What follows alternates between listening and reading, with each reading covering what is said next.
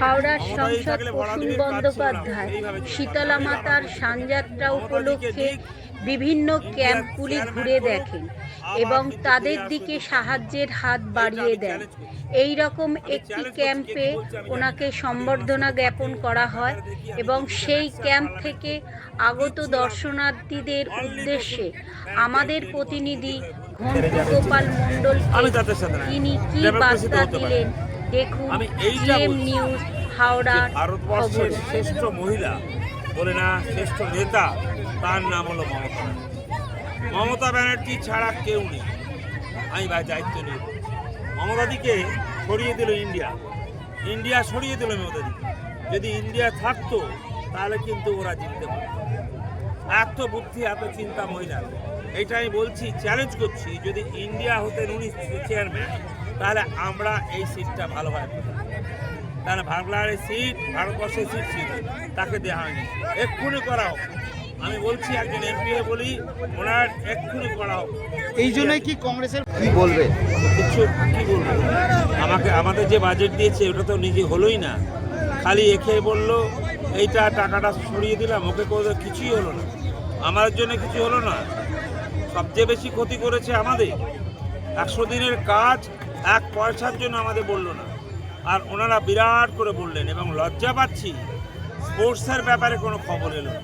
আমি এতবার বসছিলাম, স্পোর্টসম্যান যারা অনেক বয়স, তাদের তো আমার ইচ্ছা যে ওইভাবে না, ভালো করে যেন অ্যাওয়ার্ড করা হয়, তাদের মাসের সময় টাকা পায়, তারা যে কোনো, সে ফুটবল হোক, ক্রিকেট হোক, কী বলা যায়, এশিয়ার সবাই। এটা কিন্তু সর্বনাশ করে গেছে। ওপরে এই টাকাটা দেবে তো হবে না, দেখে তো টাকা দিতে হবে না, ট্যাক্সটা অফ করে এটা ন্যাকামি। যে আমি কাজ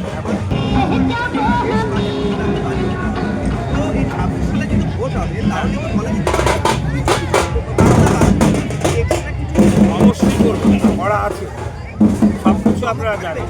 মারা পায়, ছেলেরা পায়, মেয়ে পায়, সবাই পায়।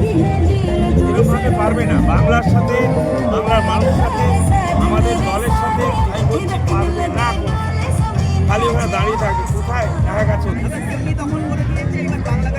আরে বাংলা সরকার আসবে, বাংলায় আসতেই পারে না। বাংলা যে আসবে সে দিল্লিতে পালিয়ে যাবে। বাংলা আমি জানি তো, দাঁড়িয়ে। আর বড়কে সামনে এই ছেলেমেয়েরা আছে, সবাই আছে। এটা নিয়ে আমি একদম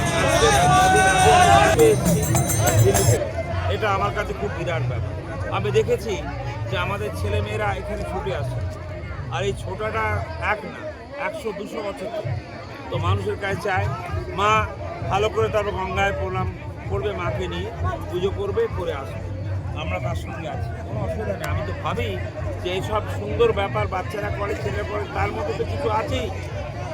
উল্টো পাল্টা বললে তো হবে না, ওনার ভিতরে ভীষণ কিছু আছে।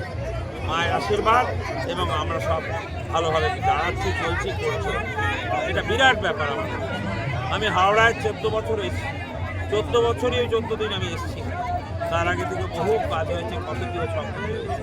অতএব আমি এত ভালোবাসি, এটা দেখার মতো। কেন মাকে এরা কি সুন্দরভাবে নিয়ে যায়, কি সুন্দর গঙ্গায় নিয়ে যায়, সিঁদুর পড়ায়। এটা সত্যি মা। একটাই তো, মমতা ব্যানার্জি 100 বছর বাঁচুক। মমতা ব্যানার্জি ভারতবর্ষের সবচেয়ে শ্রেষ্ঠ নেত্রী, আমাদের প্রধানের কেউ না। এটাই হোক, ঈশ্বরের কাছে প্রার্থনা। সবসময় সুন্দরভাবে বাংলায় আমরা থাকবো, তৃণমূল থাকবে, সবাইকে নিয়ে থাকবে, জীবনটা এভাবে থাকবে। দাদা, এটা আজ প্রায় 100 বছর ধরে হচ্ছে, যত ইতিহাস বলছে আমাকে। হ্যাঁ, মায়েরকে দর্শন তো আমি আগেই করি, এখানে যে না নর্থ হাওড়া আমি করি ওটা। আর এখান দিয়ে যাচ্ছি, আবার যাব। আমার ভাল লাগছে, আমাদের মহিলারা, আমাদের পুত্ররা, আমরা বাচ্চারা সবাই মিলে বুঝেছেন ক্ষমতা। এই মায়ের কাছে পৌঁছানোটা মানে মা অনেক কিছু দেবে। এই মা কিন্তু মনে রাখতে হবে।